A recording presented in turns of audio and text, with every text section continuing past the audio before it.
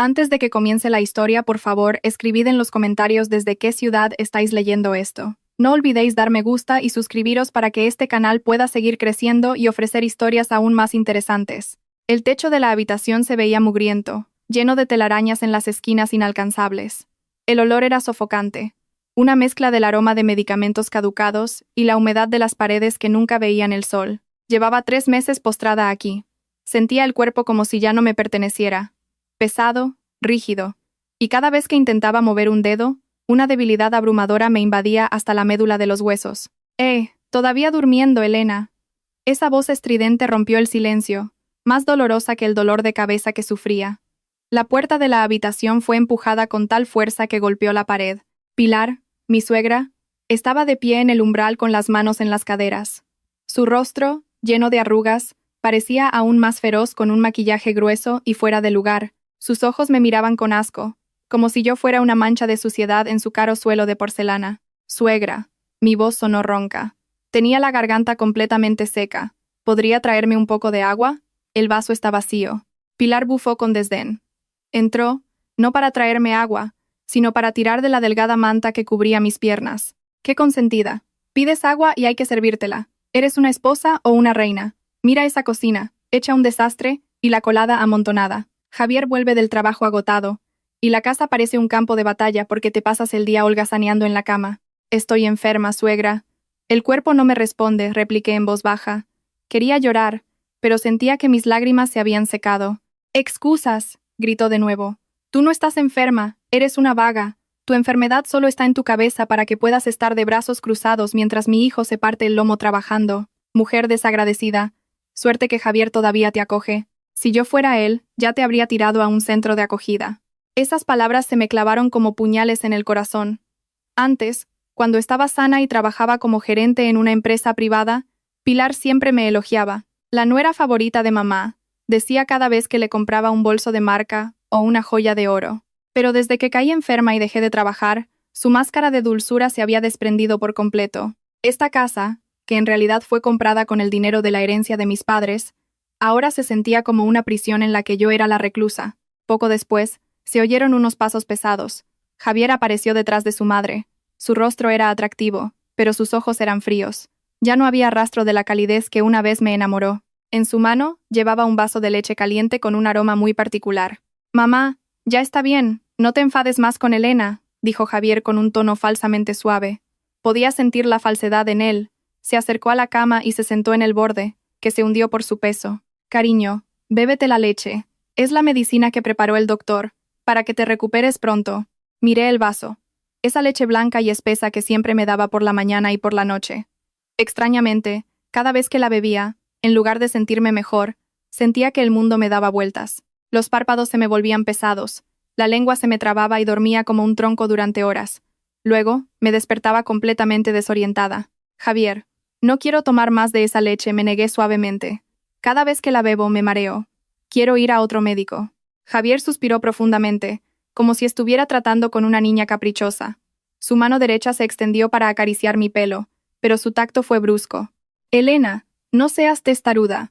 Este médico es el mejor especialista, recomendado por una amiga de mamá. Y es muy caro, ¿sabes?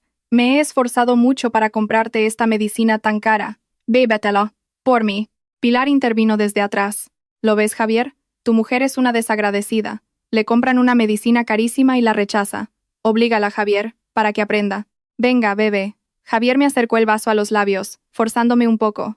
No tenía fuerzas para oponer resistencia física. Con manos temblorosas, acepté el vaso. Javier me miraba fijamente, sin parpadear, como si observara a una presa cayendo en su trampa. Bebí un sorbo, sintiendo el líquido tibio bajar por mi garganta. Tenía un regusto ligeramente amargo, un sabor que siempre intentaban enmascarar con una cantidad excesiva de azúcar. «Terminatela», ordenó Javier. Bebí hasta la mitad. Luego, fingí una tos violenta. «Cof, cof. Qué náuseas, Javier, voy a vomitar». «No vomites aquí. Las sábanas están recién cambiadas», gritó Pilar, histérica. Aproveché su pánico. Agarré una toalla pequeña que había en la mesita de noche y me cubrí la boca como si estuviera conteniendo el vómito. En realidad, escupí el líquido que aún no había tragado en la gruesa toalla. «Ya, bebe este vaso de agua». Javier me ofreció un vaso de agua. La bebí con avidez, limpiando el resto del sabor a leche de mi boca. Lo siento, Javier. El estómago me sienta fatal, dije mientras escondía la toalla húmeda detrás de la almohada. Javier cogió el vaso de leche, que solo estaba a la mitad. Su rostro mostraba decepción porque no me lo había terminado, pero intentó sonreír. Bueno, descansa. Por la tarde veremos cómo estás. Si sigues así, tendremos que aumentar la dosis. La palabra dosis hizo que se me erizara el vello. Después de que Javier y Pilar salieran de la habitación, los oí susurrar en el salón. La puerta de mi cuarto no estaba bien cerrada. ¿Y bien, Javi? ¿Se lo ha bebido todo?, preguntó Pilar. Solo la mitad, mamá. Pero tranquila, ya le había subido la dosis al doble que ayer. Con medio vaso es suficiente para dejarla KO hasta mañana por la mañana, respondió Javier con naturalidad. El corazón me latía con fuerza. Apreté las sábanas con rabia. Así que mis sospechas eran ciertas. No me estaban medicando. Me estaban envenenando lentamente. Con razón mi cuerpo se deterioraba día a día. No era una enfermedad médica lo que me consumía, sino somníferos en altas dosis, o quizás alguna otra sustancia química que mi propio marido mezclaba. El sueño comenzó a apoderarse de mí, efecto del poco de leche que pude haber tragado o absorbido, pero luché contra él con todas mis fuerzas. Me mordí el labio hasta hacerlo sangrar para mantenerme consciente. Este dolor físico me ayudaba a permanecer despierta. Miré de nuevo el techo de la habitación, esta vez no con una mirada de resignación, sino con una llama de ira. La Elena débil, la sumisa, la estúpida, debía morir hoy. Tenía que sobrevivir. Tenía que descubrir qué estaban planeando en realidad. Detrás de este cuerpo frágil, mi cerebro aún funcionaba, y juré que no les dejaría ganar tan fácilmente. 2 horas después, la casa quedó en silencio. Oí el motor del coche de Javier arrancar, seguido del sonido de la verja de hierro al cerrarse. Se habían ido. Hoy era la reunión social del círculo de Pilar, y Javier, su fiel chofer, seguramente la acompañaba para presumir de coche nuevo. Un coche comprado hipotecando la escritura del terreno heredado de mi padre, sin mi conocimiento. Esperé otros 10 minutos para asegurarme de que estaban realmente lejos. Con la respiración entrecortada, me obligué a levantarme de la cama. La cabeza todavía me pesaba. Los restos del sedante aún se aferraban a mis nervios, pero la adrenalina del miedo y la ira me dieron una fuerza extra. Arrastré los pies por el suelo frío hacia la puerta. Mis piernas temblaban violentamente, como si caminara sobre algodón. Tuve que apoyarme en la pared para no caer. Mi objetivo era uno: el despacho de Javier. Esa habitación siempre estaba cerrada con llave. Javier me había prohibido terminantemente, incluso a la asistenta que teníamos antes de que Pilar la despidiera, entrar allí con la excusa de que había muchos documentos confidenciales del trabajo. Pero yo conocía a Javier. Era olvidadizo y descuidado.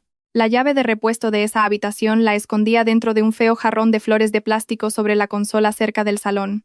Metí la mano en el polvoriento jarrón. Bingo. Mis dedos tocaron el metal frío.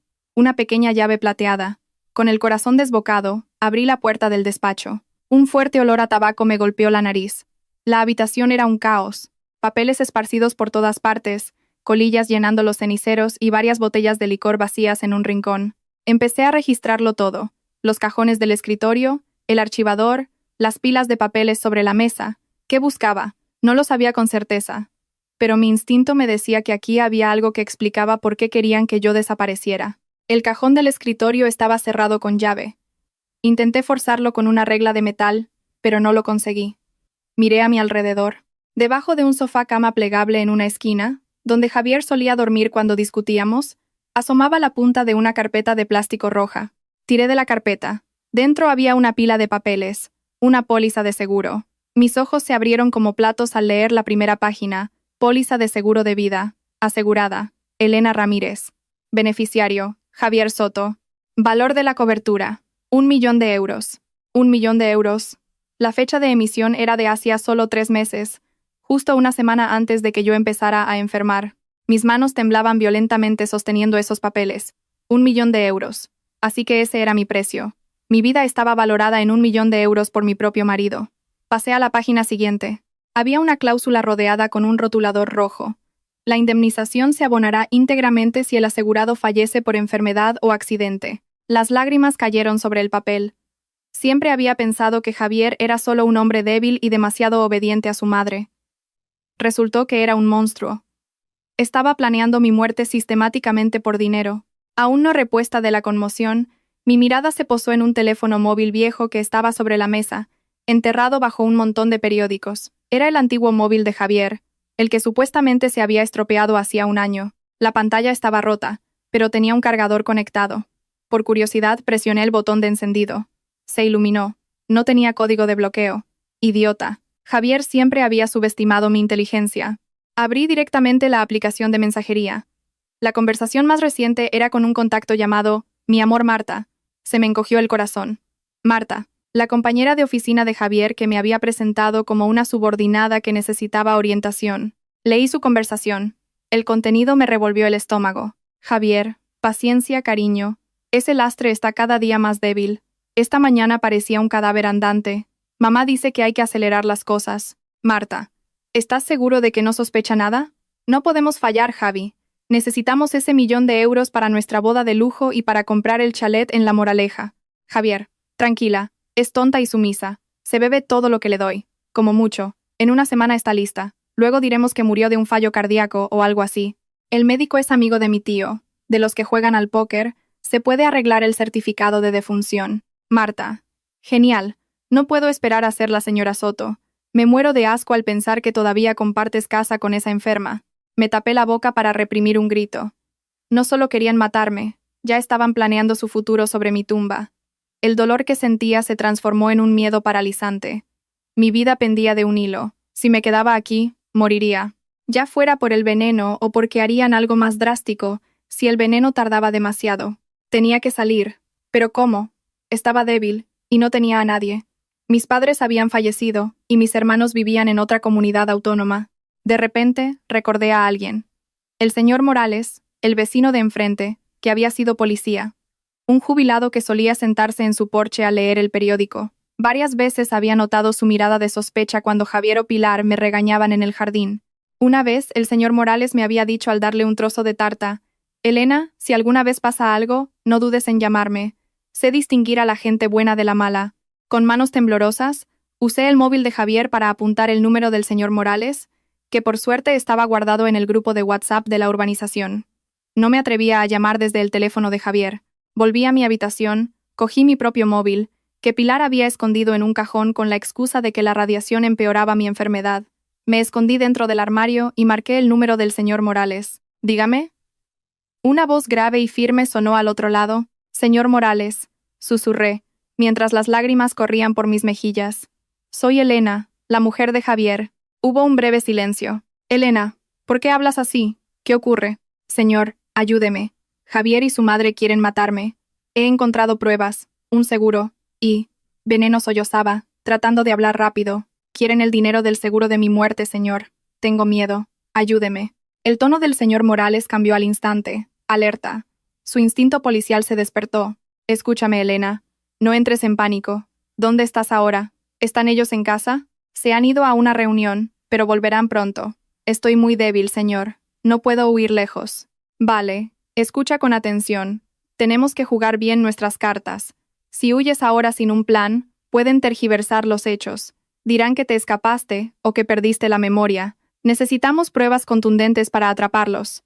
¿Puedes actuar?» «¿Actuar? Sí. Esta noche, provoca una pelea. Provócalos para que hagan algo drástico. Yo lo vigilaré todo desde la cámara de seguridad de mi casa, que apunta a tu entrada. También prepararé un equipo. Tienes que ser fuerte, Elena. ¿Puedes?» Respiré hondo, recordando el rostro frío de Javier y la risa cruel de Pilar. Por Dios, no moriría estúpidamente a manos de ellos. «Puedo, señor. Dígame qué tengo que hacer». El señor Morales comenzó a explicarme su plan. Un plan demencial que pondría mi vida en juego, pero que también era la única manera de vengar toda esta crueldad. Cuando colgué, oí el sonido del coche de Javier entrando en la propiedad. Habían vuelto. El juego había comenzado. Esa noche, llovía con una furia inusitada. El sonido de los truenos retumbaba sin cesar, como si el cielo estuviera enfadado por la injusticia que ocurría bajo mi propio techo. En la húmeda habitación, yacía contando los latidos de mi corazón. El plan del señor Morales estaba perfectamente trazado en mi mente, pero el miedo seguía recorriendo mi espalda como agua helada. Esta noche era decisiva. ¿Sobreviviría y me vengaría, o moriría realmente a manos de las personas que deberían ser mi familia? El reloj de la pared marcaba las 10 de la noche. Era hora de que comenzara la función. Oía el tintineo de los cubiertos contra los platos desde el comedor. Un vago olor a tortilla de patatas y pollo al ajillo me revolvió el estómago de hambre. Había pasado todo el día sin comer a propósito para que mi rostro se viera pálido de forma natural y mi cuerpo estuviera realmente débil. Tenía que convencerlos de que estaba al borde de la muerte. Respiré hondo, reuní las fuerzas que me quedaban y comencé mi actuación. Empecé a toser. Al principio, suavemente, luego cada vez más fuerte y doloroso. Forcé mi diafragma a contraerse, creando un sonido de tos seca que sonaba como el raspar de un metal. ¡Cof, cof, ah! Mi voz resonó por toda la casa, superando el sonido de la lluvia. Rodé hasta el borde de la cama y tiré a propósito el vaso de agua de la mesita de noche, que se hizo añicos. ¡Crash! Silencio momentáneo en el comedor. Luego, pasos apresurados. La puerta de la habitación se abrió de golpe. Javier y Pilar estaban allí. Javier todavía sostenía un trozo de pan en la mano, mientras que la boca de Pilar brillaba por el aceite de la cena. ¿Qué pasa ahora? Vaya susto. ¿Quieres romper más cosas? Gritó Pilar. Sus ojos se clavaron en los trozos de cristal del suelo. No respondí. Me acurruqué en el suelo, fingiendo una convulsión. Puse los ojos en blanco, arañé la alfombra con las manos y emití un gemido espantoso. Recordé un vídeo que había visto una vez en internet de una persona agonizando y lo imité lo mejor que pude. Javier. Me duele. Me quemo. Gemí con voz ahogada. Llama a un médico. Javier pareció dudar. Dio un paso adelante. Su rostro estaba pálido. Quizás le quedaba una pizca de humanidad, o quizás solo temía que muriera antes de que el seguro se hiciera efectivo. «Mamá, ¿qué le pasa? ¿Por qué convulsiona así? ¿Nos hemos pasado con la dosis?», susurró Javier a su madre, presa del pánico. Pilar, en cambio, me miró con una fría mirada calculadora. No parecía asustada, sino asqueada. Tiró del brazo de Javier para que retrocediera. «No te acerques. Mira, echa espuma por la boca. A ver si su enfermedad es contagiosa. Javi, esto es una maldición». Escupí a propósito un poco, creando espuma de saliva en la comisura de mis labios. «Me quemo. Ayuda». «Contagiosa», repitió Javier como un loro. El miedo empezó a apoderarse de su débil rostro. «Sí. ¿No recuerdas lo que dijo aquella vidente que traje el mes pasado? Que tu mujer tenía mal de ojo o una enfermedad impura. Si seguimos respirando el mismo aire que ella, podemos morir. Javier, se nos puede pegar su mala suerte». Pilar comenzó a avivar el fuego. Su voz se volvió aguda, superando el sonido del trueno. «Mírala, eso no es una enfermedad normal, son señales de malfario». Gemí más fuerte esta vez, mientras intentaba arrastrarme hacia los pies de Javier, como si suplicara ayuda. «Javier, ayúdame. No toques a mi hijo». Pilar me dio una patada en la mano delgada. El dolor fue real, pero lo aguanté. Tenía que parecer patética. «Javier, escúchame». Pilar agarró los hombros de su hijo, sacudiéndolo bruscamente. «No podemos seguir cuidándola. Las medicinas caras son inútiles. Solo es una carga. Si muere aquí, la casa apestará a muerto. El precio de venta caerá. Y lo peor de todo, ¿y si se te pega su enfermedad? ¿Quieres morir joven?». Javier me miró, luego miró a su madre.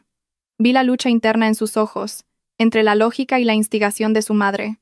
Pero como siempre, Javier era un hombre sin carácter. El miedo a la enfermedad y la influencia de su madre ganaron por goleada. «Entonces, ¿qué hacemos, mamá?», preguntó Javier, temblando. «Échala», ordenó Pilar con firmeza.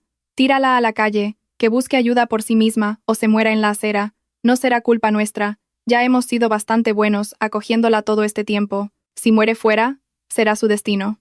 «Pero, mamá, está diluviando. ¿Prefieres que muramos nosotros o ella?», gritó Pilar. «Piensa en tu futuro. Piensa en Marta. Si te pones enfermo por culpa de esta mujer, Marta no querrá saber nada de ti». La mención del nombre de Marta fue como un conjuro mágico. El rostro de Javier se endureció al instante. La pizca de compasión que había aparecido se desvaneció, reemplazada por un odio forzado. Me miró ya no como a su esposa, sino como a una plaga que debía ser eliminada. Javier se adelantó, tirando al suelo el pan que sostenía. Se agachó, no para ayudarme a levantarme, sino para agarrarme por el cuello de mi raído pijama. «¡Levanta!», me gritó directamente en la cara. Un ligero olor a alcohol emanaba de su aliento. «Levanta, mujer enferma». Fingí debilidad, dejando que mi cuerpo se desplomara. «Javier, ¿qué he hecho mal? Tu error es no saber cuál es tu lugar. Estás enferma y eres una molestia, y ahora quieres contagiarnos tu enfermedad». Javier me arrastró a la fuerza. Tenía una fuerza descomunal. Fui arrastrada por el frío suelo de baldosas. Mi rodilla golpeó la pata de una mesa. Me dolió muchísimo. «Sácala, Javi, por la puerta principal. exclamó Pilar con una sonrisa de satisfacción al ver la escena. Incluso abrió la puerta de la habitación de par en par, como si estuviera llevando la basura al contenedor. Javier me arrastró por el salón. Intenté resistirme débilmente, agarrándome a su pierna, dramatizando la situación. No, Javier. Fuera hace frío. Tengo miedo. Me da igual. Javier siguió arrastrándome hasta la puerta principal. La lluvia torrencial nos recibió en cuanto abrió la puerta. El viento fuerte metía el agua dentro, mojando el suelo de la entrada. Un relámpago iluminó el rostro de Javier, que parecía el de un demonio. Me empujó con fuerza, lanzándome al jardín embarrado.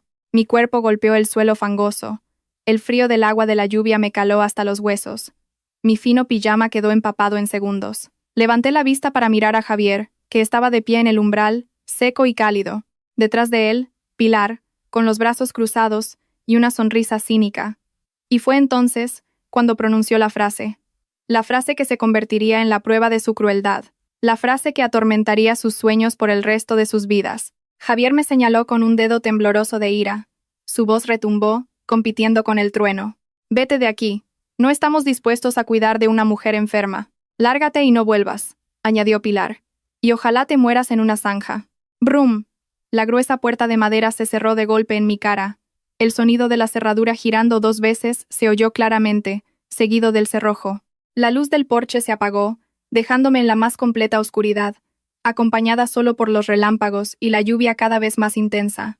Me quedé tumbada allí unos minutos, dejando que el barro me ensuciara la cara y el cuerpo, no porque no pudiera levantarme, sino porque sabía que en el poste de la luz, al otro lado de la calle, había una cámara de seguridad de un vecino que estaba grabando. Tenía que asegurarme de que la grabación captara lo miserable que parecía. Las lágrimas que brotaban de mis ojos ya no eran de tristeza, sino de satisfacción. Habían caído en la trampa, acababan de firmar su propia destrucción. Esta noche de expulsión no era mi final, era el comienzo de su ruina. La lluvia parecía una cortina que ocultaba mi plan. El frío me calaba la piel, haciendo que mis dientes castañetearan sin necesidad de actuar. Sin embargo, un fuego ardía en mi pecho, calentando mi espíritu de supervivencia. Me levanté lentamente del charco de barro en mi propio jardín.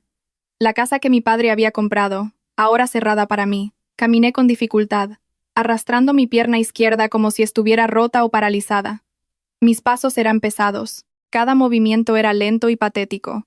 Sabía exactamente dónde estaba la cámara de seguridad del vecino de al lado y la cámara de vigilancia de la garita de seguridad al final de la calle. Me aseguré de que mi rostro pálido y empapado se viera claramente bajo la tenue luz de las farolas. Una esposa gravemente enferma, expulsada por su marido en medio de una tormenta. Perfecto. Las calles de la urbanización estaban desiertas. Nadie en su sano juicio saldría con un tiempo así. Solo yo, la mujer enferma y abandonada. A unos 100 metros de casa, en una curva oscura cubierta por un gran ficus, un monovolumen negro estaba aparcado con el motor en marcha pero las luces apagadas. Era el coche del señor Morales. Aceleré un poco el paso, mirando hacia atrás para asegurarme de que el coche de Javier no me seguía. Imposible. Seguramente estarían ocupados limpiándose de gérmenes en su cálida casa. En cuanto llegué al lado del coche, la puerta del copiloto se abrió. Sube, Elena. Rápido. La voz del señor Morales sonaba urgente. Me dejé caer en el mullido asiento. El señor Morales me cubrió inmediatamente con una toalla gruesa y una chaqueta de lana. Puso la calefacción del coche al máximo. Dios mío, chica, estás temblando como una hoja, dijo el señor Morales, preocupado al ver mi estado, cubierta de barro y agua. Me entregó un termo con té, dulce y caliente. Bebe esto. Bebí el té con avidez.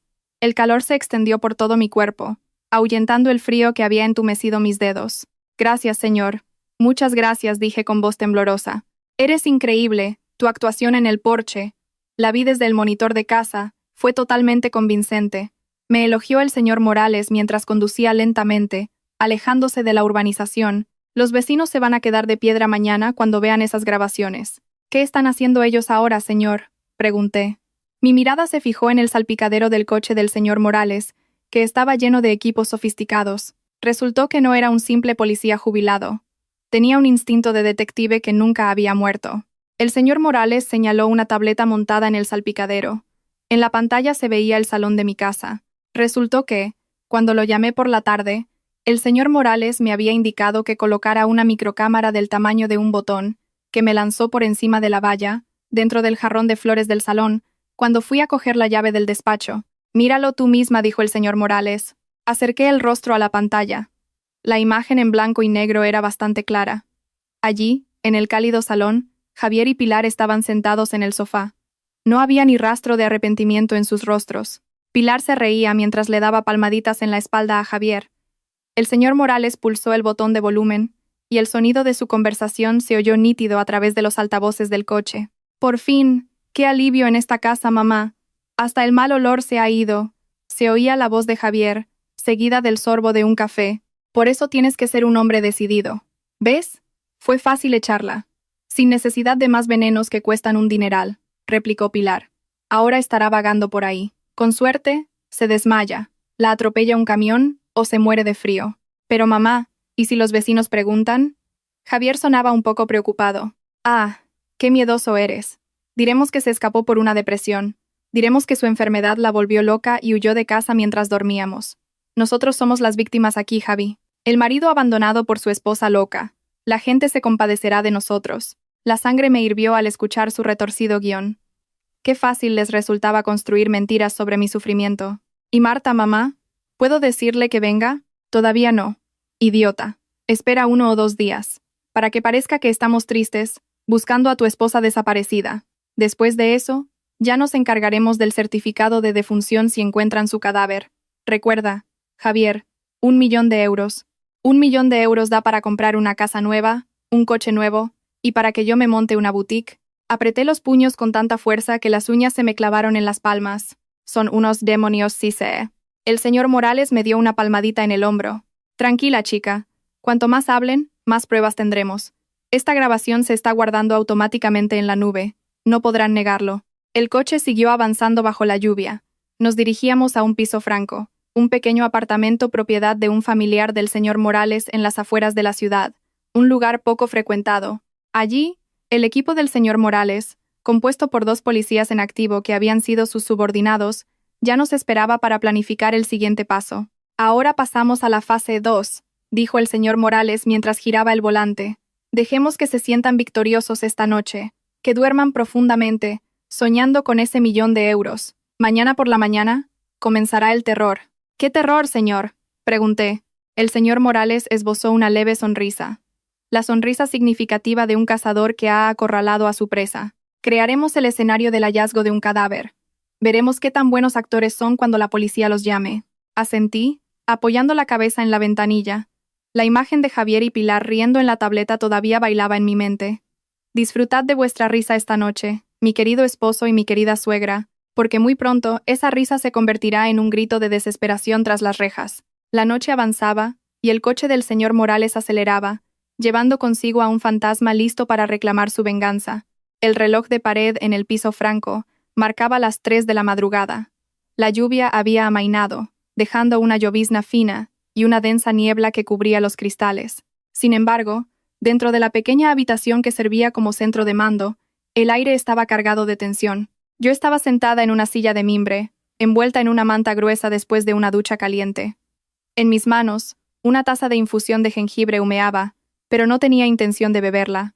Mis ojos estaban fijos en un gran monitor que mostraba la transmisión en directo de la cámara oculta en el salón de mi casa, la casa que acababa de vomitarme como si fuera basura. El señor Morales estaba sentado a mi lado, acompañado por el inspector López, un antiguo colega suyo todavía en activo, que había aceptado ayudar en esta operación encubierta. «¿Lista, Elena?», preguntó el inspector López con su voz grave. En su mano sostenía un teléfono antiguo, configurado para que su número no pudiera ser rastreado. Asentí lentamente, conteniendo la respiración. «Lista, inspector». En el monitor, el salón de mi casa estaba a oscuras. Solo se veía una luz tenue de la calle que se filtraba por las cortinas. Javier y Pilar debían de estar durmiendo profundamente en sus respectivas habitaciones, quizás soñando con cómo gastarían el dinero del seguro de mi vida. Ese pensamiento me revolvió de nuevo el estómago. Qué plácidamente duermen los asesinos. El inspector López pulsó el botón de llamada. El altavoz estaba activado. Ring, ring. El sonido del teléfono fijo resonó en el silencio del apartamento. En el monitor, no podía ver su reacción, ya que la cámara solo apuntaba al salón, pero podía imaginar el teléfono de la mesita de noche de Javier rompiendo el silencio de la noche. Ring, ring. Al cuarto tono, Nadie respondía. A lo mejor están muertos del cansancio de celebrar su victoria, bromeó en voz baja el señor Morales. Clic. Se oyó un crujido y luego una voz ronca y pesada, típica de alguien que acaba de despertarse, respondió. Era Javier. Hola, ¿quién llama a estas horas?, murmuró Javier con tono molesto. El inspector López cambió inmediatamente su tono de voz. Firme, frío y autoritario. Muy intimidante. Buenas noches. ¿Hablo con el domicilio del señor Javier Soto? Hubo un momento de silencio al otro lado. El sueño de Javier pareció desvanecerse al instante al oír ese tono oficial. Sí, soy yo. ¿Quién es? Soy el inspector López, de la Comisaría de Policía Nacional. Disculpe que le moleste a estas horas, pero tenemos que comunicarle algo urgente. Mi corazón latía con fuerza, al ritmo del segundero del reloj. Apreté los reposabrazos de la silla. Había llegado el momento. ¿La policía? La voz de Javier sonaba alarmada. Se oyó el crujido de la cama, señal de que se había incorporado. ¿Qué ocurre, agente? No he hecho nada malo. Señor Soto, ¿es correcto que su esposa, la señora Elena Ramírez, no se encuentra en casa en estos momentos? Javier guardó silencio. Podía imaginar su lento cerebro trabajando a toda máquina para encontrar una excusa. Sí, agente. Mi esposa. Anoche se escapó de casa. Ella. Tiene problemas mentales, agente. Una depresión muy grave. Intenté detenerla, pero se puso violenta y huyó. La mentira fluyó de su boca con una facilidad asombrosa. Problemas mentales. Quise gritarle a la pantalla, pero el señor Morales me sujetó el brazo, indicándome que mantuviera la calma. Entiendo, señor Soto. Esa información coincide con nuestras sospechas, continuó el inspector López con un tono plano y aterrador. Verá, señor. Hace una hora, unos ciudadanos encontraron el cuerpo de una mujer a orillas del río Jarama, a unos 5 kilómetros de su urbanización. ¿El cuerpo? La voz de Javier se quebró. Sí. La condición es bastante lamentable. Estaba atrapada en las raíces de unos árboles. Basándonos en las características físicas y en un documento de identidad que encontramos en el bolsillo de su pijama, todo apunta a que se trata de su esposa. Un largo silencio. De repente, la luz del salón se encendió en el monitor. Pilar salió de su habitación en camisón. Su rostro mostraba una mezcla de confusión y cautela. Se acercó a donde estaba el teléfono, que al parecer Javier había sacado de la habitación porque la cobertura era mala. Pude ver a Javier sosteniendo el auricular con mano temblorosa. Su rostro estaba pálido como el papel. Pero sus ojos brillaban de una manera extraña. No era el brillo de la tristeza, era el brillo de la esperanza. Así que, mi mujer, ¿ha muerto, agente?, preguntó Javier. Su voz temblaba, pero yo sabía que era una actuación. Intentaba parecer conmocionado. No podemos confirmarlo al 100% sin la identificación de un familiar, señor. Pero es muy probable que sí. El cuerpo ha sido trasladado al Hospital Gregorio Marañón para prepararlo. Necesitamos que venga de inmediato para la identificación visual y para los trámites administrativos. Javier se giró hacia su madre. Pilar, que había escuchado la conversación porque Javier había puesto el altavoz del teléfono, se tapó la boca. Sus ojos se abrieron de par en par, pero un segundo después, la comisura de sus labios se curvó en una sonrisa fina y espeluznante. Asintió con entusiasmo a Javier, dándole a entender que lo habían conseguido. Javier respiró hondo y comenzó su mejor actuación. De repente, su voz se convirtió en un sollozo fingido. «Oh, Dios mío, Elena, mi amor, ¿por qué me has dejado tan pronto?» El grito de Javier fue tan fuerte que distorsionó el audio del monitor. Miré la pantalla con un asco infinito. Lloraba sin lágrimas. Su voz era puro drama, como un actor de telenovela barata buscando audiencia. «Cálmese, señor Soto», dijo el inspector López, conteniendo la risa para mantener la seriedad. «Entendemos su dolor. Por favor, prepárense. Nuestros agentes les esperarán en el depósito de cadáveres del hospital». «Sí, inspector. Iré enseguida». «Ay, mi mujer». Clic. La llamada se cortó. En cuanto colgó, el llanto de Javier cesó en seco, como si hubieran apagado un interruptor. Miró a su madre. El silencio en el salón se rompió por una risita que luego se convirtió en una carcajada. «Mamá, ¿has oído?»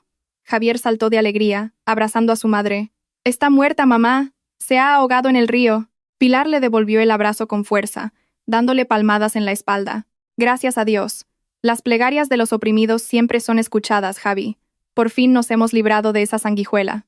1 millón de euros, mamá. 1 millón de euros». Javier sacudió los hombros de su madre. Su rostro estaba radiante. No había ni rastro de tristeza por la esposa que acababan de informarle que había muerto de forma espantosa. «Shh. No tan alto.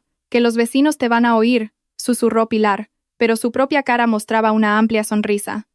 Ahora, vete a cambiar, ponte una camisa negra o algo oscuro, para parecer triste, pon cara larga, no sonrías así. Tenemos que actuar delante de la policía. Entendido, mamá. Y tú también prepárate. Tenemos que parecer una familia destrozada por la pérdida. Los vi entrar apresuradamente en sus respectivas habitaciones con paso ligero. El paso de alguien que acaba de ganar la lotería. En el piso franco, sentí que mi cuerpo se estremecía. No por el frío, sino por el horror de ver cuán podrido estaba el corazón del hombre al que una vez amé. Mis lágrimas cayeron, no de tristeza por perderlos, sino de llanto por mi propia estupidez al haber servido a un monstruo durante tanto tiempo. Suficiente, Elena. El señor Morales apagó el monitor. Me miró con una cálida mirada paternal. Ya has visto su verdadera cara. No tengas más dudas. No sientas más compasión. Me sequé las lágrimas bruscamente. El dolor en mi pecho se endureció lentamente hasta convertirse en roca. No hay compasión, señor. Quiero verlos destrozados. ¿Cuándo vamos al hospital? Ahora mismo, respondió el inspector López, levantándose y ajustándose el uniforme. El equipo forense ya ha preparado un maniquí especial para tu marido. A ver si se atreve a mirar el rostro de su esposa por última vez. Salimos, atravesando el frío de la madrugada, hacia el hospital. El siguiente acto de esta obra estaba a punto de comenzar, y esta vez, el escenario era el depósito de cadáveres. El pasillo del hospital de madrugada tenía un aura diferente, frío, silencioso, y con un penetrante olor a antiséptico. Las luces de neón parpadeantes al final del pasillo añadían un toque siniestro al camino hacia la sala que todos evitan, el depósito de cadáveres. Yo, el señor Morales y varios miembros del equipo, nos escondimos en la sala de vigilancia de las cámaras de seguridad del hospital. A través de un monitor de alta resolución, podíamos ver cada rincón de la sala de identificación de cadáveres. En el centro de la sala de azulejos blancos, había una camilla de metal. Sobre ella, una forma humana cubierta por una sábana blanca de pies a cabeza. No era un cadáver real, por supuesto. Era material de prácticas médicas, un maniquí realista, que había sido maquillado con efectos especiales para que pareciera una víctima de ahogamiento, hinchada y pálida. La ropa que llevaba el maniquí era mi pijama, idéntico al que llevaba anoche, uno de repuesto que había guardado en casa del señor Morales. La puerta del depósito se abrió. El celador, que también formaba parte de nuestro plan, hizo pasar a dos personas, Javier y Pilar. Llegaron con un atuendo de luto perfecto.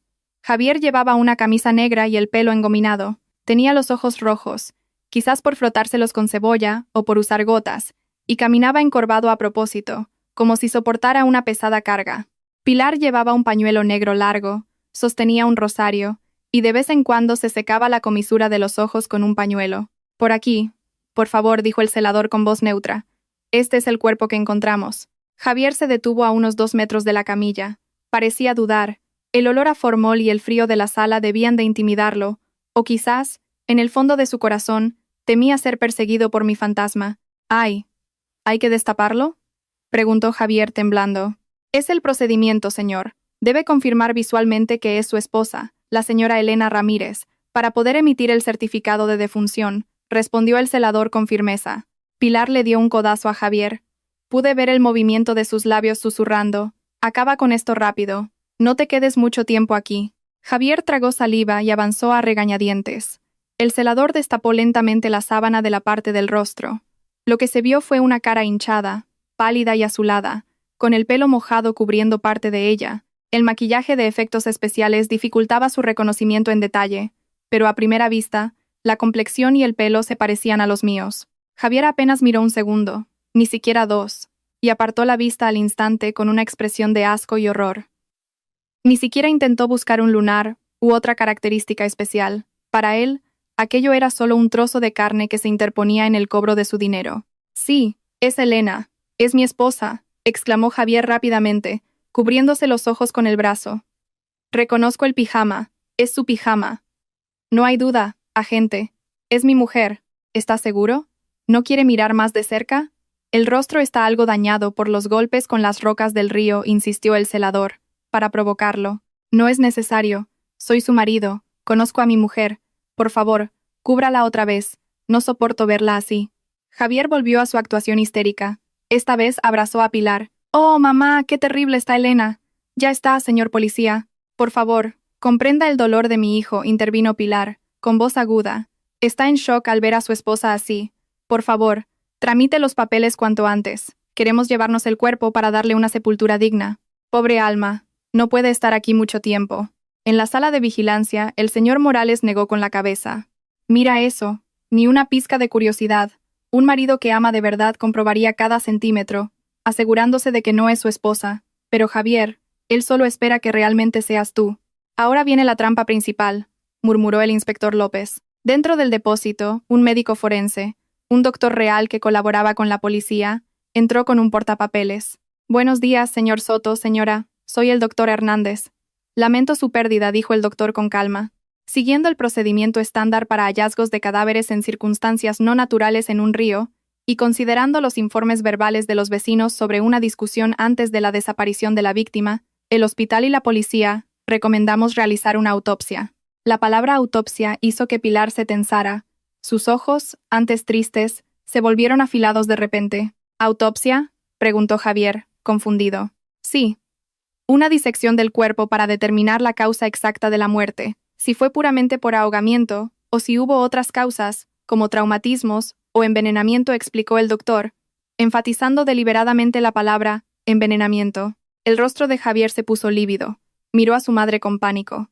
Sabían perfectamente que si se le practicaba una autopsia a Elena, los rastros del veneno que le habían administrado durante meses saldrían a la luz. Creían que el cadáver que tenían delante era el mío, muerto por una combinación de veneno y frío. No podían permitir que el doctor diseccionara ese cuerpo. «No», gritó Pilar espontáneamente. Su voz retumbó en la sala. «Ni hablar. Mi nuera ya sufrió bastante en vida. ¿Ahora que está muerta van a destrozarla también? No estoy de acuerdo. Pero señora, es el procedimiento». «Al diablo con el procedimiento», le interrumpió Pilar, furiosa. Su verdadera naturaleza dominante salió a flote, olvidando por un momento su actuación. «En nuestra religión, los muertos deben ser enterrados de inmediato. Hacer una autopsia es una tortura. ¿No tienen corazón? Soy su suegra, la que más la quería. No permitiré que toquen el cuerpo de Elena con un bisturí». Javier se apresuró a respaldar a su madre. «Sí, doctor. Mi madre tiene razón. Por favor, solo queremos que descanse en paz. No vamos a denunciar a nadie. Lo aceptamos.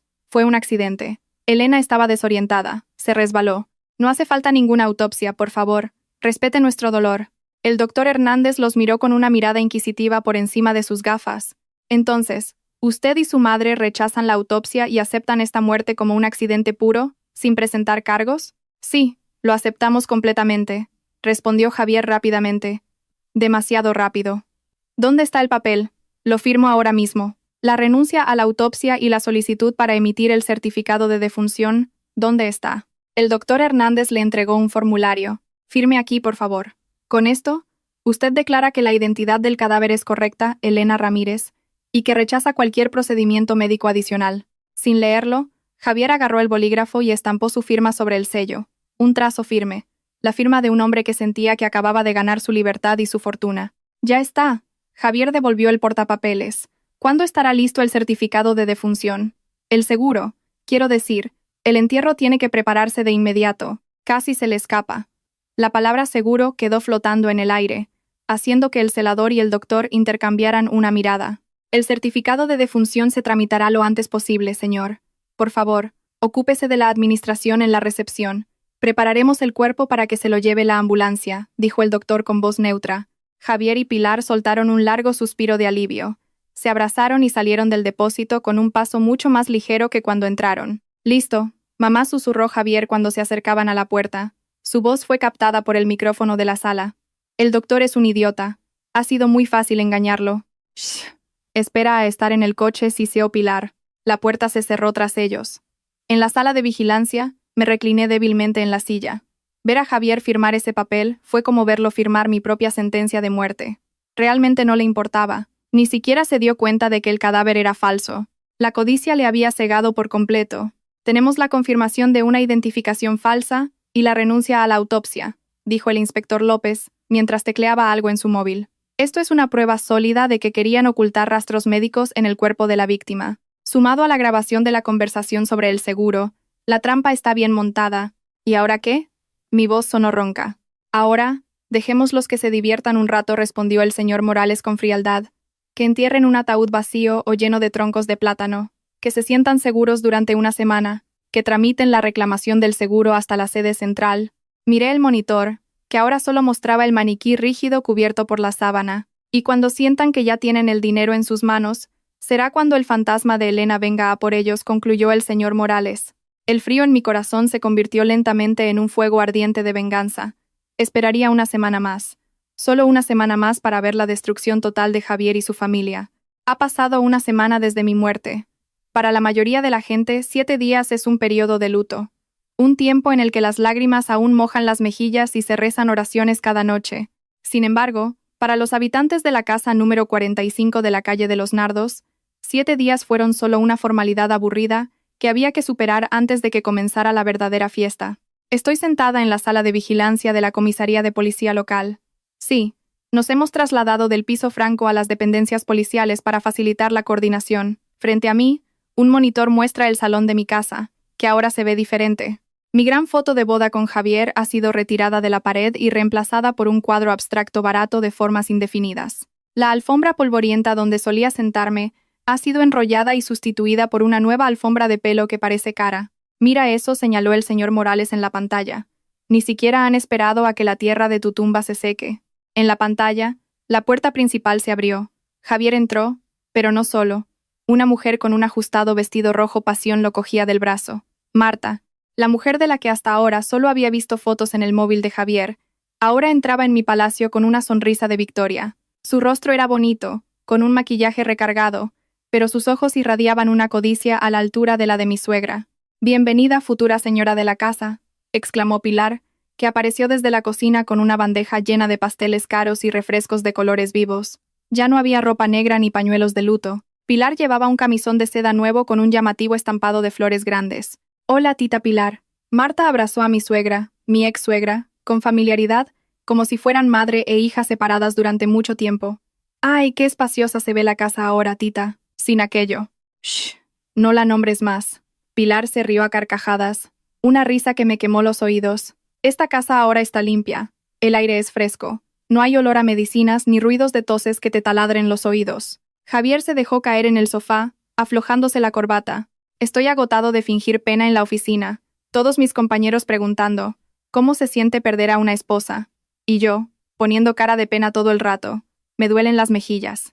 Marta se sentó en el regazo de Javier sin pudor, acariciándole la mejilla. «Paciencia, cariño. Todo por el €1.000.000. Por cierto, ¿cómo va la reclamación? ¿Ya han pagado?» «Mañana es el día del cobro», respondió Javier con los ojos brillantes. «Me llamó el del seguro. Dicen que todos los papeles están en orden. Certificado de defunción, informe médico, informe policial, todo listo. Mañana solo tenemos que ir, firmar y... ¡boom! Cuenta corriente millonaria». «¡Qué bien!», chilló Marta de alegría. «¿Eso significa que mañana mismo podemos dar la entrada para el chalet de La Moraleja? No quiero vivir aquí mucho tiempo. La presencia de la otra trae mala suerte. Me da miedo que se aparezca su fantasma». «Tranquila», intervino Pilar mientras masticaba un pastelito. «Esa Elena era una débil en vida. ¿Cómo va a ser un fantasma fuerte? Como mucho, será un fantasma con asma. Además, voy a vender esta casa. Con el dinero me iré de viaje por Europa y compraré un local para mi negocio». Apreté los puños sobre la mesa. Oírlos repartirse la herencia de mis padres y el dinero de mi vida como si fuera un botín de guerra era increíblemente doloroso. Esta casa era el fruto del sudor de mi padre, el lugar donde crecí, y ahora querían venderla por unas vacaciones en Europa. «Apunta eso», ordenó el inspector López a su subordinado, que estaba transcribiendo la conversación. «Están planeando el uso de fondos procedentes de un delito. Esto también entra en el blanqueo de capitales». En la pantalla, Marta sacó un catálogo de joyas de su bolso. «Tita, mira este collar de diamantes que te dije el otro día. ¿A qué es bonito para ti? Solo cuesta €5.000. Una miseria para nosotros». Los ojos de Pilar se abrieron como platos. «¡Oh, qué preciosidad! Me queda perfecto. Pide 2. Uno para mí y otro para ti, para que vayamos a juego, como gemelas». «A sus órdenes, jefa». Javier se rió al ver la complicidad entre su madre y su amante. «Así da gusto. Tener una esposa y una nuera sanas, guapas, inteligentes y con estilo. No como la de antes, que solo sabía quejarse y pedir masajes». «Sí, Javi. Yo también me arrepiento de haber aprobado tu matrimonio con Elena. Solo tenía la herencia de la casa, pero era una mujer enfermiza. Menos mal que fuiste listo, Javi. Tu idea de envenenarla poco a poco fue genial. Nadie sospechó nada. Mi corazón se detuvo por un instante. La confesión. La confesión explícita que habíamos estado esperando. Claro, presumió Javier, encendiendo un cigarrillo. El médico idiota pensó que Elena tenía una enfermedad autoinmune o algo así, pero en realidad, cada día le mezclaba una dosis baja de arsénico con somníferos en la leche. Limpio, sutil, indetectable. Y el colofón fue cuando la echamos bajo la lluvia. Enferma, estresada, pues murió. Perfecto. Ahí está, susurró el señor Morales a mi lado. La confesión directa sobre la administración de arsénico. Ya tenemos los resultados del laboratorio de tu muestra de pelo, que prueban la existencia de residuos de ese veneno. Y ahora tenemos la confesión del autor. Este caso está cerrado. Miré a Javier en la pantalla con la mirada vacía. Esos labios que una vez pronunciaron los votos matrimoniales, esas manos que sostenían el cigarrillo y que una vez me pusieron el anillo. Resultó que esos mismos labios planearon un asesinato, y esas manos esparcieron veneno en mi bebida cada noche. El amor que quedaba, si es que quedaba algo, se había consumido por completo, reemplazado por un profundo asco. Elena me llamó suavemente el señor Morales. ¿Estás bien? Perfectamente, señor, respondí con frialdad.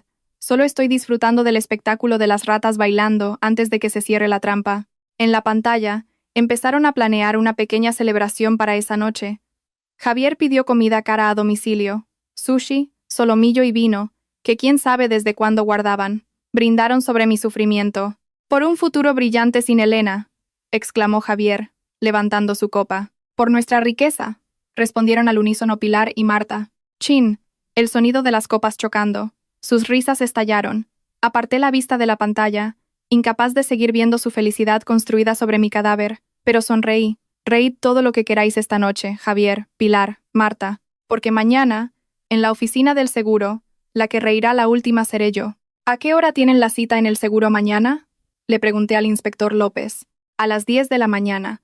Nuestro equipo ya está listo allí, haciéndose pasar por personal y seguridad. También hemos informado a la aseguradora para que alargue el proceso hasta que pierdan los estribos. Quiero estar allí, inspector. Quiero ver sus caras cuando descubran que sigo viva. Por supuesto. El señor Morales sonrió con complicidad. Esa es la mejor parte del plan. Serás la sorpresa especial en el último acto de su drama. Esa noche dormí en un cuarto de la comisaría. Por primera vez en meses, dormí profundamente, sin pesadillas, sin veneno en mi bebida, sin gritos en mis oídos, solo la calma antes de la tormenta de la venganza. El sol brillaba con fuerza en el cielo de Madrid, como si quisiera avivar el drama que estaba a punto de desatarse. El edificio de la aseguradora Vida Segura se alzaba imponente, con sus cristales azules reflejando la luz.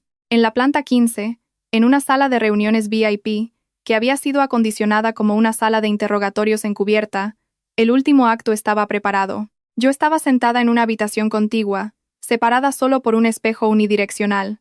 Desde aquí, podía verlo todo con claridad, mientras que ellos solo verían un gran espejo reflejando su propia codicia. A mi lado estaban el señor Morales, el inspector López y 2 policías uniformados, listos para irrumpir en cualquier momento. A las 10:15, la puerta de la sala de reuniones VIP se abrió. Javier y Pilar entraron con paso firme. Su apariencia de hoy contrastaba enormemente con la del hospital. Javier llevaba una camisa de marca impecable, con el pelo engominado en exceso. Pilar lucía un vestido de diseño algo demasiado ostentoso para una situación de luto, complementado con un bolso de piel de cocodrilo y grandes anillos de oro. Marta no estaba. Según su guión, aún no podía aparecer en actos públicos oficiales. Un hombre de mediana edad, con un traje elegante, les dio la bienvenida. Era el señor García, el director de la sucursal, que estaba colaborando con la policía. Su rostro era amable, pero su mirada, afilada. Buenos días, señor Soto, señora. Por favor, siéntense. Soy el señor García, y les ayudaré con el proceso de reclamación hoy. Buenos días, señor. Qué sala más bonita, y qué fresquita, comentó Pilar a modo de cumplido, aunque sus ojos se clavaron de inmediato en la pila de documentos sobre la mesa. ¿Y bien, señor, está todo en orden? ¿Cuándo se puede transferir el dinero? El señor García sonrió levemente, abriendo una gruesa carpeta con movimientos lentos y deliberados. Un momento de paciencia, señora. El importe de esta reclamación es considerable, 1 millón de euros. Por lo tanto, hay algunas verificaciones finales que debemos realizar, según el procedimiento estándar de la compañía. Espero que lo entiendan. Javier asintió con aire de suficiencia. Por supuesto, señor. Lo entendemos. Verifíquelo todo. Es todo auténtico. El certificado de defunción del registro civil, el informe del médico, el de la policía, todo está ahí. Bien, el señor García hojeó los papeles. Veo aquí que la causa de la muerte fue un fallo cardíaco debido a hipotermia y complicaciones de una enfermedad interna. Y el cuerpo fue encontrado en el río. Correcto, señor, respondió Javier rápidamente, poniendo de nuevo su cara de tristeza. Mi esposa, pobrecita, huyó de casa durante una tormenta, probablemente resbaló y cayó al río. Estaba muy enferma, señor, desorientada. Ya veo. El señor García asintió y luego miró fijamente a Javier. Pero, señor Soto, hay algo que confunde un poco a nuestro equipo de análisis. En el informe policial inicial, usted dijo que su esposa huyó a las 9 de la noche. Sin embargo, su vecino, el señor Morales, testificó que vio una discusión en su porche sobre esa hora. Oyó gritos, como si la estuvieran echando. ¿Cómo explica eso? El rostro de Javier se tensó ligeramente. No esperaba una pregunta tan detallada. Miró a su madre. Pilar intervino de inmediato. Ah, ese vecino es un entrometido. Es un anciano que ya chochea un poco, señor. Echarla. ¿Qué va? Lo que pasó es que mi hijo intentaba retener a su esposa para que no se fuera, pero Elena se puso como loca, a gritar sola. Seguramente eso es lo que oyó el vecino y pensó que éramos nosotros. Eso es, señor, añadió Javier. El sudor frío comenzó a perlar su frente. Cuando a Elena le daban las crisis, se ponía histérica. Yo no sabía qué hacer. El señor García golpeaba la mesa con su bolígrafo.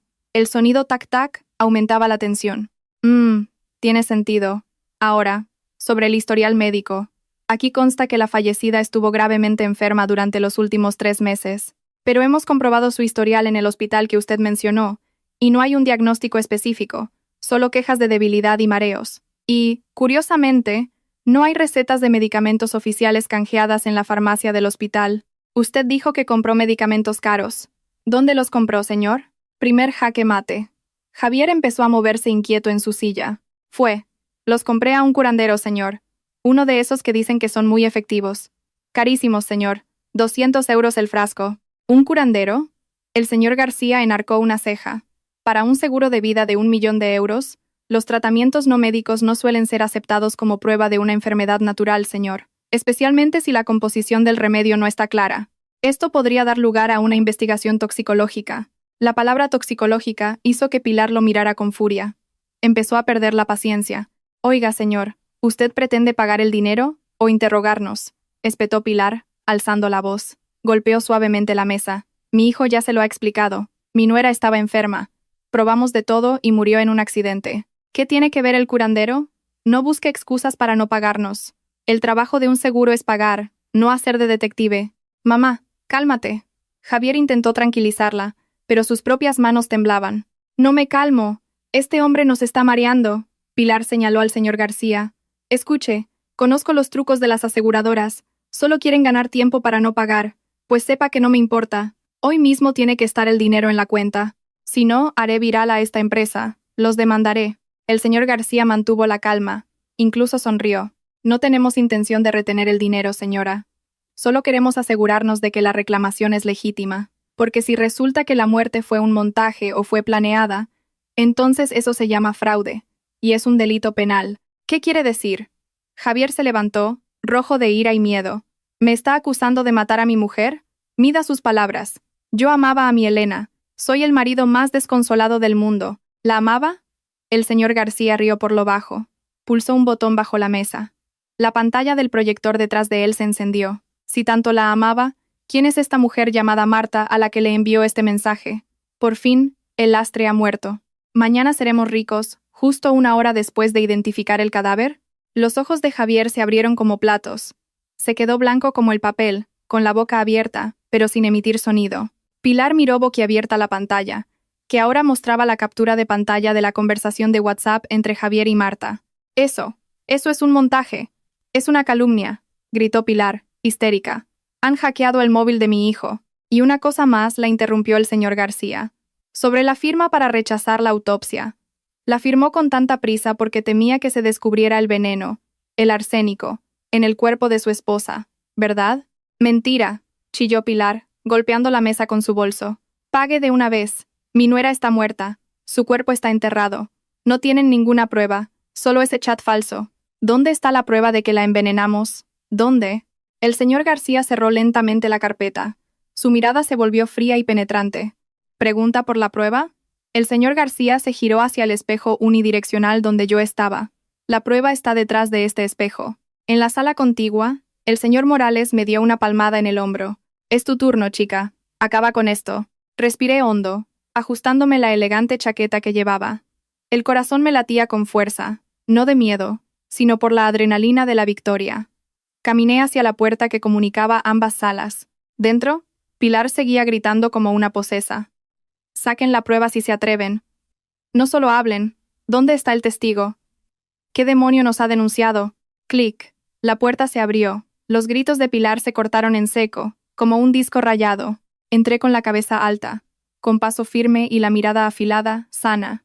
Ya no quedaba nada de la Elena encorvada, delgada y lánguida. La Elena que estaba en el umbral era una mujer que había resucitado de su propia muerte. Buenos días, Javier. Suegra. Mi voz, tranquila pero resonante, llenó la sala, que de repente se había quedado en silencio. Siento llegar tarde. Había mucho tráfico volviendo de mi propio entierro. Javier se tambaleó hacia atrás, tropezando con una silla y cayendo al suelo. Sus ojos parecían salírsele de las órbitas. Me señaló con una mano temblorosa, balbuceando sin sonido. ¿L? Pilar se quedó petrificada. Su rostro, antes rojo de ira, se tornó grisáceo. La sangre pareció desaparecer de su cara. Se aferró al borde de la mesa para no desplomarse. Me miraba como si estuviera viendo a la mismísima Parca, y del shock, un olor a orina se extendió de repente por la sala. Un líquido amarillento corrió por sus piernas, mojando la cara alfombra de la oficina. Se había orinado encima. Un fantasma, siseó Pilar, con una voz casi inaudible. Sonreí dulcemente, la sonrisa más aterradora que jamás les había dedicado. Javier, decías que estaba gravemente enferma y que era contagioso. Pero mira qué bien estoy ahora. Me acerqué lentamente, saboreando cada segundo de terror en sus ojos. Parece que el veneno que me ponías en la leche no tenía la dosis suficiente, ¿verdad? O quizás Dios simplemente no quería que muriera antes de veros destruidos. Imposible. Javier finalmente habló. Su voz se quebró como la de un niño asustado. Tú estabas muerta. Vi tu cadáver. Te enterré. Lo que enterraste fue un ataúd vacío. Javier respondí con frialdad. Qué lástima, ¿eh? El 1.000.000 de euros se ha esfumado. Pero no te preocupes, tendréis algo a cambio. No dinero, sino un mono naranja y una celda gratis de por vida. Al segundo siguiente, la puerta principal fue derribada. El inspector López y su equipo entraron, armas en mano. Policía, nadie se mueva. El ambiente en la sala VIP se volvió tenso en un instante. El aroma de perfume caro que antes dominaba el espacio, ahora se mezclaba con el hedor a orina que emanaba de Pilar. Mi suegra, la mujer que siempre me había mirado por encima del hombro, ahora estaba desplomada en el suelo como un trapo mojado. Sus piernas no la sostenían y sus ojos me miraban sin ver, como si su cerebro se negara a procesar la realidad de que yo, Elena, estaba de pie frente a ella, viva. ¡Manos arriba! ¡Manos a la cabeza!, gritó el inspector López, apuntando su arma a Javier, que seguía en el suelo por la conmoción. 2 policías uniformados se abalanzaron sobre él, lo giraron bruscamente y le aplastaron la cara contra la alfombra. El sonido metálico de las esposas, cerrándose en sus muñecas, fue la música más hermosa para mis oídos. «Duele. Suéltenme. Es un malentendido», se quejaba Javier, con la cara pegada al suelo, lleno de polvo y sudor frío. «Elena, ayúdame. Diles que es un error. Cariño, estás viva. Doy gracias a Dios de que estés viva». Me reí, una risa seca, sin emoción. Qué patético era este hombre. Hacía apenas unos minutos. Firmaba mi certificado de defunción, con una sonrisa radiante por 1.000.000 de euros, y ahora intentaba jugar la carta del marido agradecido. Me acerqué a Javier. La punta de mi tacón se detuvo justo delante de su nariz. Me incliné, mirándolo a los ojos, ahora llenos de pánico. ¿Agradecido, Javier?, pregunté en voz baja pero cortante. ¿Agradecido porque estoy viva o aterrado porque tu 1.000.000 de euros se ha esfumado? Cariño, te juro que no sabía nada. Pensé que de verdad habías muerto. Estaba destrozado, cariño. Soy una víctima de las circunstancias. Javier se puso a llorar, pero esta vez eran lágrimas de cocodrilo de un hombre que teme la cárcel, no de amor. Negué con la cabeza. Javier, lo oí todo. Te oí decirle a tu madre que habías aumentado la dosis del veneno. Te oí decirle a Marta que yo era una carga que había que eliminar. Os vi celebrar una fiesta en mi casa anoche a través de una cámara oculta. ¿Todavía quieres hacerte la víctima? El rostro de Javier palideció al oír cámara oculta. Su última esperanza de mentir se hizo añicos. Mientras tanto, Pilar seguía en un rincón, temblando violentamente. Una mujer policía intentó ayudarla a levantarse, pero ella la apartó bruscamente. No, no es posible. Empezó a desvariar. Es un fantasma. Tiene que ser un fantasma. Elena está muerta. Vi su cadáver en el hospital. Os está engañando a todos un demonio. El señor Morales, que estaba a mi lado, se adelantó. Sacó una bolsa de plástico con varios mechones de pelo. Señora Pilar, la voz del señor Morales era tranquila pero imponente. El cadáver que vio en el hospital era un maniquí, pero el veneno en el cuerpo de Elena era real. Esta es una muestra de su pelo que tomamos la semana pasada. Los resultados forenses dieron positivo en arsénico, en dosis letales acumuladas durante 3 meses. Y tenemos una grabación de Javier admitiendo haber comprado ese veneno. Pilar se quedó boquiabierta, su lógica destrozada. Miró a Javier con una mirada acusadora. Su instinto de supervivencia afloró, y su verdadera naturaleza de cobarde y manipuladora salió a la luz. Todo es culpa de Javier, gritó de repente, señalando a su propio hijo. Señor policía, yo no sabía nada. Javier lo planeó todo. Él compró el veneno. Él lo mezclaba en la leche. Yo solo soy una anciana que no sabía nada. Me obligó a seguir su plan. Deténganlo a él, no a mí. Javier, todavía inmovilizado en el suelo, levantó la cabeza, incrédulo. Mamá, ¿cómo puedes? Tú me dijiste que matara a Elena. Tú dijiste que traía mala suerte. Tú querías el dinero del seguro para comprar tu tienda. Mientes, hijo desagradecido. ¿Acusas a tu propia madre? Tú me envenenaste la mente. El señor García y yo solo podíamos negar con la cabeza viendo el drama de madre e hijo acusándose mutuamente. El vínculo de sangre y lealtad que tanto habían presumido resultó ser tan frágil como el papel mojado ante la amenaza de la cárcel. ¡Basta de teatro!, interrumpió el inspector López. Ambos tuvieron un papel en un intento de asesinato con premeditación y fraude al seguro. Será el juez quien decida quién es peor. Llévenselos. Pero antes de que se los llevaran, la puerta se abrió de nuevo. Disculpe, inspector, hemos detenido a una persona más en el vestíbulo, informó un agente. 2 policías entraron arrastrando a una mujer con un vestido rojo que parecía histérica. Marta. Se resistía, con el maquillaje corrido por las lágrimas y un zapato perdido. Suéltenme. Yo no sé nada. Solo me dijeron que viniera a celebrar, gritaba. En cuanto vio a Javier esposado y a mí, de pie, su grito se ahogó.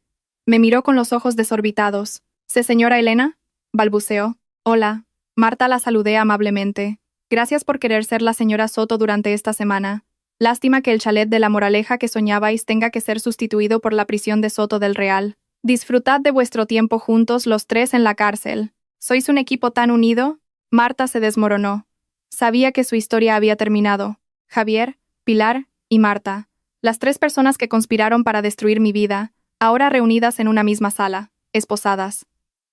Esta visión era mucho más satisfactoria que cualquier millón de euros.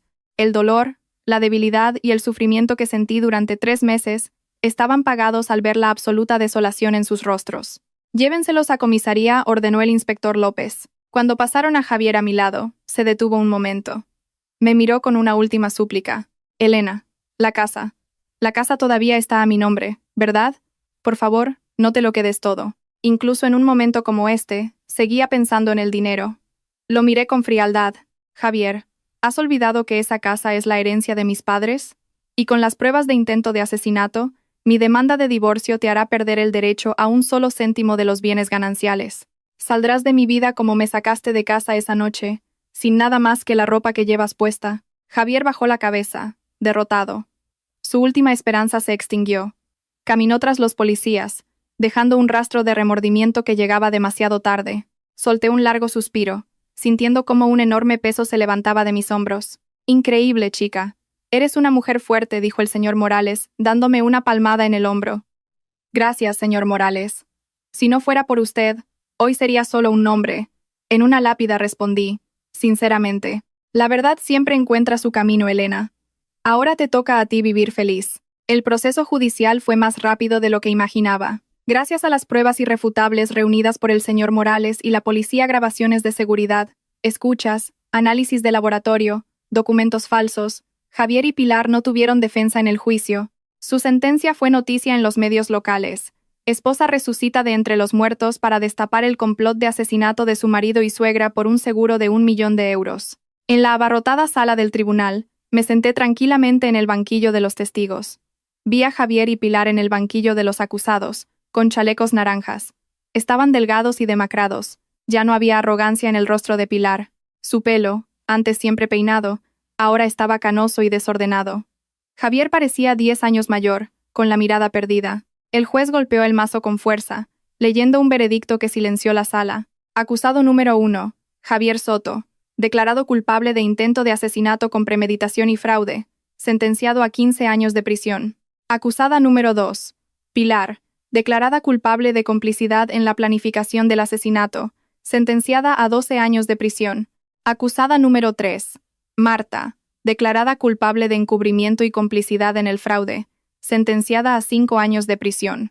El golpe del mazo fue como la música final de una larga y agotadora ópera. Pilar se desmayó al oír su sentencia. Javier solo sollozaba, cubriéndose el rostro. Marta gritaba histéricamente, llamando a su abogado, que ya se había rendido. Salí del juzgado con una inmensa sensación de alivio. Ya no había venganza. La justicia la había saldado. Un mes después, mi divorcio de Javier finalizó. El juez me concedió todas mis peticiones. Dado que Javier había cometido un delito grave contra su esposa, la custodia de todos los bienes recayó completamente en mí. La casa de la calle de los Nardos número 45 volvió a ser mía. Hoy, estoy de pie frente a esa casa. Unos obreros están ocupados cambiando la pintura deslucida por un blanco brillante y nuevo. Tiré todos los muebles viejos que Javier y su madre habían tocado. El sofá donde planearon mi asesinato, la cama donde me envenenaron, la alfombra por la que me arrastraron. Todo lo quemé o lo llevé al vertedero. Quería empezar un capítulo nuevo, completamente limpio. El señor Morales pasó por delante, saludándome desde la valla mientras paseaba a su nieto. «Vaya, qué bonita está quedando la casa, Elena. El color es alegre», como su dueña elogió con una sonrisa. «Sí, señor». Para ahuyentar la mala suerte respondí, riendo libremente. Una risa verdaderamente feliz, sin actuación. «¿Y tu salud? ¿Ya estás recuperada del todo?» «Gracias a Dios, sí. Después de la desintoxicación en el hospital, mi cuerpo se siente bien. El médico dice que no hay daños permanentes. Solo necesito muchas vitaminas y comida sana. Ya he engordado 5 kilos. Me alegro mucho. Oye, he oído que vas a montar un negocio». «Sí, señor». El dinero de mis ahorros que Javier había escondido fue rastreado por la policía y devuelto.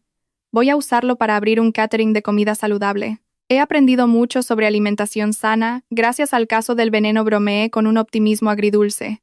El señor Morales se rió. «No hay mal que por bien no venga. Cuenta conmigo como tu primer cliente». «Hecho, señor Morales. Para usted, gratis de por vida». Cuando el señor Morales se fue, entré en la casa. El salón ahora parecía amplio y espacioso. La luz del sol de la tarde entraba por las ventanas limpias. Me senté en una silla de mimbre nueva, sorbiendo un té verde caliente. Recordé los oscuros 3 meses pasados, cuando yacía débil, pensando que mi vida terminaría a manos de la persona que amaba. En ese momento, sentí que el mundo era injusto. Pero ahora entiendo que Dios nunca duerme. Me puso esa prueba para mostrarme quiénes eran realmente las personas que me rodeaban y para darme una fuerza que no sabía que tenía. La Elena débil y sumisa murió esa noche, arrastrada bajo la tormenta. La Elena que está sentada aquí ahora es una mujer independiente que conoce su propio valor. Nadie más podrá hacerme daño. Nadie más podrá aprovecharse de mí. Cogí mi móvil y vi una notificación de noticias. Las caras de Javier y Pilar aparecían con ropa de presidiarios. Sonreí levemente y apagué la pantalla. Eso era el pasado. Me levanté y fui a la cocina para empezar a probar una nueva receta para mi catering. El aroma de las especias comenzó a llenar el aire, reemplazando el olor amargo de los recuerdos. Una nueva vida me esperaba, y esta vez, yo tendría el control total de mi propio destino.